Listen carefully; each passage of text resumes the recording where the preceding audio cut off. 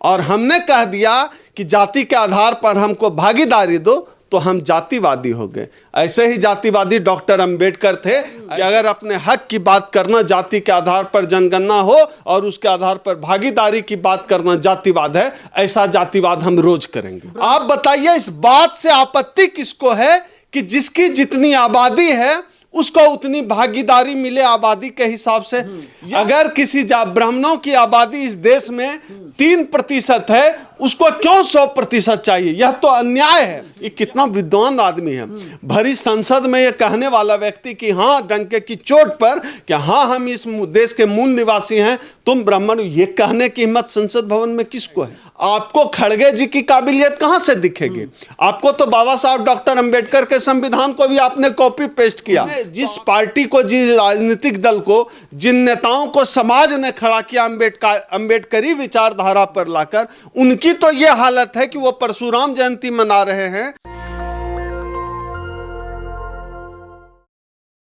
हमारे देश के प्रधानमंत्री नरेंद्र मोदी कहते हैं देश में 2 जातियां हैं, एक गरीब की जाति है और वहीं दूसरी तरफ अमीर की जाति है। लेकिन कांग्रेस पार्टी और बहुजन समाज की जितनी पार्टियां हैं, ये लोग कह रहे हैं कि जातियों की जनगणना होनी चाहिए, जिससे पता चल सके किस जाति की संख्या हमारे देश में कितनी है। राहुल गांधी भी लगातार हुंकार भर रहे हैं और यही कह रहे हैं कि अगर हमारी सरकार मध्य प्रदेश, छत्तीसगढ़, राजस्थान, तेलंगाना, मिजोरम में अगर कांग्रेस पार्टी जीतती है तो सबसे पहले जातियों की जनगणना कराई जाएगी। मेरे साथ डॉक्टर ओमसुधा हैं। आप लोग क्यों चाहते हैं कि जातिगत जनगणना करवाई जाए, जबकि नरेंद्र मोदी कहते हैं देश में 2 ही जातियां हैं? अगर इस देश में सिर्फ 2 ही जाति है, अमीर और गरीब, तो ये बताएं, नरेंद्र मोदी जी को यह भी बताना चाहिए, क्या एक अमीर ब्राह्मण और एक गरीब जो है दलित की शादी हो सकती है? एक अमीर दलित, एक अमीर ब्राह्मण की आपस में शादी हो सकती है? एक गरीब दलित और एक गरीब ब्राह्मण की आपस में शादी हो सकती है? नरेंद्र मोदी जी को यह भी बताना चाहिए। अगर नहीं हो सकती है तो सिर्फ 2 ही जाति कैसी है? जाहिर सी बात है नरेंद्र मोदी जी झूठ बोल रहे हैं। झूठ बोल रहे हैं तो स्पष्ट पता चलता है। जब गरीब ब्राह्मण और गरीब दलित के बीच शादी नहीं हो रही है तो इसका मतलब है साफ ये झूठ बात है। तो अपनी जात में शादी कीजिए ना, अपनी जात में शादी कीजिए। आप देखिए तमाम बीजेपी के नेता हैं तो उनके दामाद जो है मुसलमान हैं। अपनी जात वही तो कह रहे हैं, तो गरीब और अमीर वाली जाति नहीं रही ना, अपनी जाति रही। उसी जाति की तो बात कर रहे हैं जिस जाति व्यवस्था में ब्राह्मणों ने इस देश को बांट दिया। हम भी तो उसी जाति व्यवस्था की बात कर रहे हैं। उसी जाति व्यवस्था से हमारी टकराहट है। और आज की तारीख में आप देख लीजिए, राहुल गांधी कल बोल रहे थे, कल मैं उनका स्पीच सुन रहा था, वो कह रहे हैं कि जब कांग्रेस की सरकार आएगी तो हम सबसे पहले हम जाति जनगणना करेंगे। राहुल गांधी बोल रहे हैं, ये बड़ी बात नहीं है। बड़ी बात यह है कि अमित शाह जी कह रहे हैं कि जाति जनगणना जो है भाजपा ने शुरू किया बिहार में कराना, भाजपा कराना चाह रही है। मुझे लगता है नवीन, ये भारतीय राजनीति में पहली बार हुआ है कि राजनीति सही मुद्दे पर लड़ी जा रही है। आप बताइए इस बात से आपत्ति किसको है कि जिसकी जितनी आबादी है उसको उतनी भागीदारी मिले आबादी के हिसाब से? यह एक न्यायपूर्ण बात है। इसमें किसको इनजस्टिस लगता है? अगर किसी ब्राह्मणों की आबादी इस देश में 3% है, उसको क्यों 100% चाहिए? यह तो अन्याय है, यह तो बेईमानी है, यह तो धूर्तता है।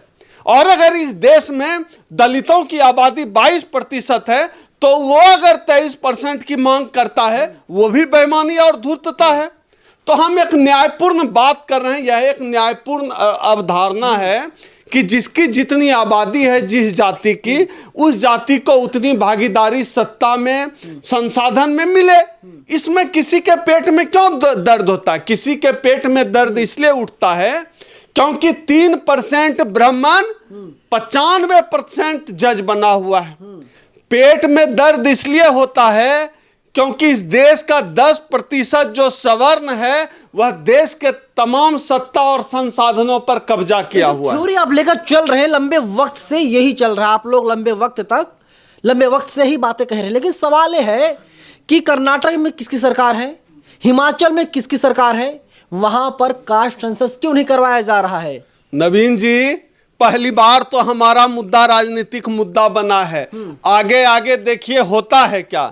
राहुल गांधी बोले, किसने सोचा था कि सवर्णों की कही जाने वाली कांग्रेस पार्टी जिसकी जितनी आबादी उसकी उतनी भागीदारी पर बात करेगी। कल राहुल गांधी कह रहे थे कि हमारी जो योजनाएं हैं, लोक कल्याणकारी योजनाएं, सबसे अधिक उससे भला पिछड़ों का होता है। अमित शाह कह रहे हैं कि जाति जनगणना जो है वो भाजपा का आइडिया था। तो आप पूरे देश का देखिए, पॉलिटिक्स का परसेप्शन बदल रहा है। बहुत आसान लड़ाई हम लोगों ने नहीं लड़ी है। और यह जो तमाम दो महत्वपूर्ण राजनीतिक दल, राष्ट्रीय दल जो कह रहे हैं, ये तो हमारे मुद्दे हैं ना, हम इसके लिए चिल्लाए हैं। यह समाज, SC ST OBC समाज इसके लिए सड़क पे उतरा है, इसके लिए हमने लड़ाई लड़ी है, इसके लिए हमने मुकदमे झेले हैं, तब जाकर यह आज राजनीतिक मुद्दा बना है। तो राजनीतिक मुद्दा बना है, यह फलीभूत भी होगा। लेकिन राजनीतिक मुद्दा बना है, अच्छी बात है, लेकिन जब कोई बड़ा नेता कोई बयानबाजी करता है तो मैं बहुत शक की नज़र से उसके बयान को देखता हूँ। शक की नज़र से इसलिए क्योंकि कहीं ऐसा तो उसका फायदा हो रहा है। और आप देखिए, चुनाव आज मतदान हो रहे 2 राज्यों में, छत्तीसगढ़ में, मध्य प्रदेश में, कहीं ऐसा तो नहीं कि राहुल गांधी ऐसी बयानबाजी करके जनता को गुमराह कर रहे हैं, वोट को अपने पक्ष में खींचने की कोशिश कर रहे हैं। अब राजनीतिक दल राहुल गांधी कोई पान दुकान तो चला नहीं रहे। वो राजनीतिक नेता हैं, राजनेता हैं, वो राजनीति ही करेंगे। उनको भी वोट चाहिए सत्ता में आने के लिए, पार्टी में लाने के लिए, लाएं। और हर राजनीतिक दल को वही करना चाहिए जो राहुल गांधी कर रहे हैं। हम तो चाह रहे हैं, हम लोग तो चाहते हैं कि खूब राजनीति हो हमारे मुद्दों पर, हमारे तमाम सवाल राजनीतिक सवाल बन जाएं, रिजर्वेशन राजनीतिक सवाल बने, निजीकरण राजनीतिक सवाल बने, EVM राजनीतिक सवाल बने, मंडल कमीशन की तमाम सिफारिशों को लागू करने की लड़ाई हम लोग लड़ रहे हैं कि पूरे देश में लागू हो, वो राजनीतिक सवाल बने। उसी की तो हमारी लड़ाई है। और जब तक किसी भी समस्या का राजनीतिकरण नहीं होगा, पॉलिटिसाइज नहीं होगा कोई भी प्रॉब्लम, उसका सॉल्यूशन नहीं होगा। ये अच्छी बात है, बहुजन समाज के लिए खुशी की बात है कि जाति जनगणना का सवाल, जाति आधारित जनगणना करके आबादी के हिसाब से हिस्सेदारी का सवाल राजनीतिक सवाल बना है। अभी तो बना ही है। अब इसका सॉल्यूशन आप देखिए, बिहार में हो गई ना घोषणा। अब तमाम रुकावटें ये डालेंगे, ये खुद नहीं डालेंगे, सुप्रीम कोर्ट से डलवाएंगे, हाई कोर्ट से डलवाएंगे, बीजेपी वाले, संघ वाले PIL करवाएंगे, तमाम तरह के अवरोध अड़चन अभी आने हैं। इतना आसान नहीं है इस देश में SC ST OBC की लड़ाई। बावजूद इसके हम इस लड़ाई में अपने मुद्दों के साथ अब हैं जंग के मैदान। राहुल गांधी की बातों पर भरोसा कैसे किया जाए? क्योंकि बहुजन समाज बहुत इनोसेंट होता है, जो व्यक्ति बोल देता है उसकी बातों भरोसा कर लेता है। राहुल गांधी को बताना चाहिए कि मध्य प्रदेश में कितने मुसलमानों को उन्होंने विधानसभा चुनाव में खड़ा किया, कितने मुसलमानों को उन्होंने टिकट दिए। पता चलता सिर्फ 2। क्या मुसलमानों की आबादी पूरे MP में सिर्फ 2% है?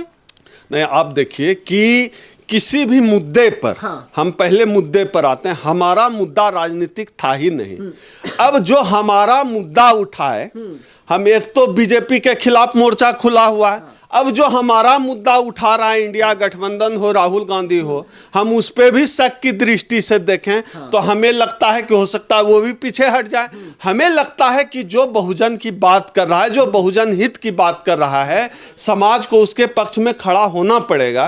क्योंकि वो भी टेस्ट करते हैं कि भाई अब जैसे बीजेपी देखिए सवर्णों का आरक्षण लेकर आई, सवर्ण आरक्षण, सवर्ण उनके साथ तनकर खड़े हैं, वो सवर्णों के साथ खड़े, खुलकर खड़े और SC ST OBC आरक्षण के खिलाफ हैं। अब ये अगर हमारे मुद्दे, विपक्ष हमारे मुद्दे लेकर आया है तो शक की दृष्टि से देखें, शक करना गलत नहीं है, लेकिन पूरी तरह से बीजेपी की तरह देखना वो लगता है कि नुकसानदायक हो जाता है। उसको सही दृष्टि से देखना चाहिए। और कांग्रेस को लेकर तो मैं सकारात्मक इसलिए भी हूं क्योंकि कांग्रेस को मैं राहुल गांधी की पार्टी ना मानकर मल्लिकार्जुन खड़गे की पार्टी मानता हूं। जब से मल्लिकार्जुन खड़गे राष्ट्रीय अध्यक्ष बने हैं, उन्होंने खुद को साबित किया है और पूरे कांग्रेस पार्टी की लाइन अब जो है बहुजन विचारधारा की है। और जहां जहां तक मैं मल्लिकार्जुन खड़गे जी को व्यक्तिगत तौर पर जानता हूं, वो अंबेडकरवादी और बौद्धिस्ट हैं। मैं जब उनसे बात कर रहा था तो मैं खुद ही अचंभित होता हूं, ये कितना विद्वान आदमी है। भरी संसद में ये कहने वाला व्यक्ति कि हाँ, डंके की चोट पर कि हाँ, हम इस देश के मूल निवासी हैं, तुम ब्राह्मण, ये कहने की हिम्मत संसद भवन में किसको है? जो जिस आदमी के पास 5 दशक की राजनीति का अनुभव है, वो आदमी देश के सबसे बड़े विपक्षी पार्टी का, राष्ट्रीय पार्टी का राष्ट्रीय अध्यक्ष है। हमें उनका भी मान रखना चाहिए, सम्मान रखना चाहिए। आप चाहते क्या है? पार्टिसिपेशन। अब इस पार्टी ने भागीदारी दी है, राष्ट्रीय अध्यक्ष बनाया है। अब कोई कहे पपेट है, तो पपेट कहने वाले को कहना चाहते हैं कि दलितों को आज तक आपने पपेट ही समझा है। डॉक्टर अंबेडकर पे भी आप सवाल उठाते रहे थे, खड़गे जी पर भी सवाल उठा रहे हैं, और हम लोगों की काबिलियत पर भी गाहे बगाहे सवाल उठाते रहेंगे। आपको खड़गे जी की काबिलियत कहां से दिखेगी? आपको तो बाबा साहब डॉक्टर अंबेडकर के संविधान को भी आपने कॉपी पेस्ट किया, तो आपकी नजर में खड़गे जी जो है किस खेत की मूली हैं? उनको आप कहां से बख्शेंगे? लेकिन सवाल ये उठता है ना कि ओम सुधा जी, कि देखिए जो कांग्रेस पार्टी है, राहुल गांधी है, राहुल गांधी तो केदारनाथ जाते हैं, वहां पर जनेऊ दिखाते हैं, कहते हैं मैं तो ब्राह्मण हूं। यहां पर लड़ाई ऐसा लगता है बीजेपी वर्सेस राहुल गांधी है, मोदी वर्सेस राहुल गांधी, कौन बड़ा हिंदू है? ये तो साबित करते रहेंगे। हाँ। लेकिन मेरा सवाल तो उनसे है जो कि परशुराम जयंती मनाते हैं, जो बहुजन समाज पार्टी नाम ही रखा है और पार्टी का मालिक बना दिया है मिश्रा जी को, और ब्राह्मण सम्मेलन कराते हैं। उनसे क्या पूछा जाए? उनसे तो उम्मीद कम से कम हम ये नहीं करते हैं। तो जिन्होंने, जिस पार्टी को, जिस राजनीतिक दल को, जिन नेताओं को समाज ने खड़ा किया अंबेडकरी विचारधारा पर लाकर, उनकी तो ये हालत है कि वो परशुराम जयंती मना रहे हैं और जय श्री राम का नारा लगा रहे हैं, और जो है अब जो है कह रहे हैं लक्ष्मी नहीं गणेश है, ब्रह्मा विष्णु महेश है। ये कह रहे हैं बहुजन विचारधारा से जो राजनीतिक दल बनाए, जो राजनेता। बहन जी ने कभी नहीं बोला। सवाल हम देखिए, लोग, बहन जी ने कभी नहीं बोला ऐसा कुछ। हम लोग बहन जी के हाथ में आपने गणेश की मूर्ति नहीं देखी है मंच पर? मैंने गूगल करिए, दिख जाएगा। परशुराम सम्मेलन कराया है कि नहीं? आप देखिए किया है कि नहीं? तो हम लोग अपने गिरेबान में भी जाके, जो शुद्ध अंबेडकरवादी दल हैं, जो बहुजन विचारधारा की राजनीतिक पार्टी और राजनेता हैं, उनकी तो ये हालत है। तो हम कहाँ, दूसरी कांग्रेस पार्टी ने कब दावा किया कि वो जो है बहुजन विचारधारा की पार्टी है? जिनका दावा है, जिनका क्लेम है, उनकी हालत तो खराब है। अब जो सामान्य विचारधारा वाले राजनीतिक दल हैं, वो हमारे मुद्दे लेकर आ रहे हैं, तो हमको उनके साथ खड़ा होना। फायदे क्या क्या होंगे? लोग जानना चाहते हैं कि डॉक्टर ओम सुधा से कि अगर जातिगत जनगणना करवा दी जाती है तो इससे फायदा क्या होगा? इसी की तो पूरी लड़ाई। हाँ। बाबा साहब किस बात की लड़ाई लड़ रहे थे? कि भागीदारी मिले। भागीदारी की लड़ाई है, भागीदारी लड़ाई है, भागीदारी की लड़ाई है। और जब लड़ाई नहीं है, आप समझिए, और भागीदारी की लड़ाई से जुड़ा हुआ हमारा आत्मसम्मान है।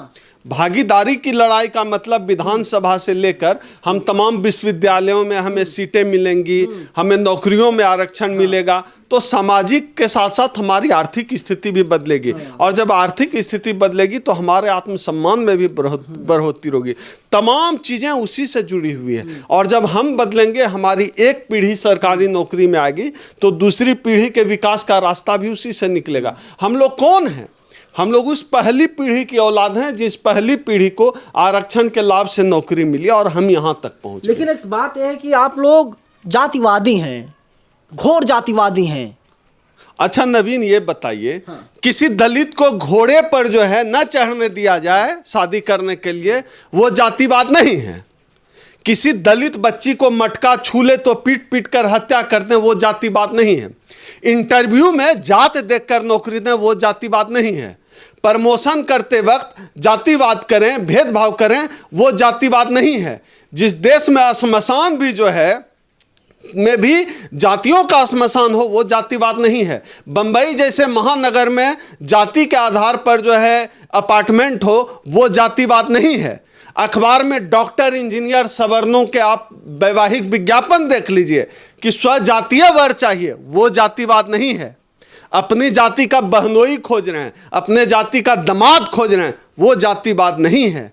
और हमने कह दिया कि जाति के आधार पर हमको भागीदारी दो, तो हम जातिवादी हो गए। ऐसे ही जातिवादी डॉक्टर अंबेडकर थे, ऐसे ही जातिवादी माननीय लालू प्रसाद यादव जी हैं। और हमको गर्व है कि अगर अपने हक की बात करना जाति के आधार पर जनगणना हो और उसके आधार पर भागीदारी की बात करना जातिवाद है, ऐसा जातिवाद हम रोज करेंगे। ब्राह्मण समाज कह रहा है कि पढ़े लिखे लोग जातिवाद नहीं मानते, जातिवाद कुछ है ही नहीं तो बंबई में अपार्टमेंट कैसे है? विश्वविद्यालयों में जो प्रोफेसर जातिवाद करते हैं उससे पढ़ा लिखा कहां से लाएंगे? जो अखबार में शादी का विज्ञापन देते हैं डॉक्टर और इंजीनियर और एमबीए वाले, उससे ज्यादा पढ़ा लिखा क्या होता है? ये तो अमेरिका, इंग्लैंड, कनाडा में जाके बैसे हैं, वहां भी अपनी जाति में ही शादी कर रहे हैं। ये तो जाति को सवर्ण समाज यहां से उठाकर विदेश लेके चला गया। अब उनसे अधिक जातिवादी कौन होगा? वही तो पढ़े लिखे लोग। नरेंद्र मोदी क्या जवाब देंगे? देश के हुक्मरान है, प्रधानमंत्री है नरेंद्र मोदी, अमीर गरीब की बात करते हैं सिर्फ। नरेंद्र मोदी जी आंख खोल के देख लीजिए, अभी जो है कुछ पिछले अप्रैल महीने में, मुझे ठीक से याद आ रहा है, मोदी सम्मेलन हुआ था अहमदाबाद में, जिसमें चीफ गेस्ट थे अमित शाह जी। तो ये क्या जाति के खिलाफ बात करेंगे जो मंच से खुद चुनाव के पहले देश का प्रधानमंत्री कहता हो मैं पिछड़े समाज का बेटा हूं इसलिए मुझे गाली देता? ऐसा प्रधानमंत्री होता है? इतना जातिवादी प्रधानमंत्री होता है? जाति जिसके नस नस में भिगा हुआ है। ये जातिवादी लोग हैं और इस जातिवाद के खिलाफ हमारी जंग जारी रहेगी। कब तक जारी रहेगी? जब तक जीत नहीं जाए। बाबा साहब ने जब लड़ाई लड़ी थी भेदभाव के खिलाफ, बाबा साहब ने कोई डेट फिक्स किया था। इस लड़ाई को हर युग में, हर जमाने में, हथियार चाहे कलम हो चाहे तलवार हो, इस लड़ाई को हर जमाने में, हर युग में, हर वक्त, हर समय लड़ी जाती रहेगी। थैंक यू बोलिए मोदी जी को। आप बहुजन समाज से होने के बाद भी कार से चलते हैं, उसी सड़क पर चलते हैं जिस सड़क पर ब्राह्मण चलते हैं। दिलचस्प यह है कि इसमें नरेंद्र मोदी जी का कोई योगदान नहीं है। क्यों योगदान नहीं है मोदी का? साहब, इसमें बाबा साहब डॉक्टर अंबेडकर का योगदान है। नरेंद्र मोदी जी और उसकी पार्टी का बस चलता तो हम हाथ में कटोरा लेकर चल देते। उसी की तैयारी है। सरकारी नौकरी संविधान की वजह से मेरे पिताजी को मिली और उसकी वजह से हम अच्छी पढ़ाई कर पाए और अच्छा जीवन जी रहे हैं। इन्होंने तो संविधान खत्म कर दिया, सरकारी नौकरी खत्म कर दी। अब आने वाली पीढ़ी का क्या होगा, इसका हिसाब नरेंद्र मोदी जी दें। चलिए, जब जातियों गिनती होगी तभी बहुजन समाज का भला हो पाएगा, तभी उन्हें हक और हुकूक मिल पाएगा, वरना मिलने वाला नहीं है। बहुजन समाज की जो तमाम पार्टियां हैं, साफ तौर पर वे लोग जातिगत जनगणना के पक्ष में है, समर्थन में। और कांग्रेस के नेता और पूर्व राष्ट्रीय अध्यक्ष कांग्रेस के राहुल गांधी कह रहे हैं कि अगर उनकी सरकार बनती है 5 राज्यों में तो सबसे पहले वे जातिगत जनगणना करवाने का काम करेंगे। आपको क्या लगता है, जातिगत जनगणना कितना जरूरी है? कमेंट बॉक्स में आप लोग हमें जरूर बताइएगा। कैमरा पर्सन बॉबी के साथ मैं नवीन कुमार नंदन, national Dastak, north Avenue, Delhi.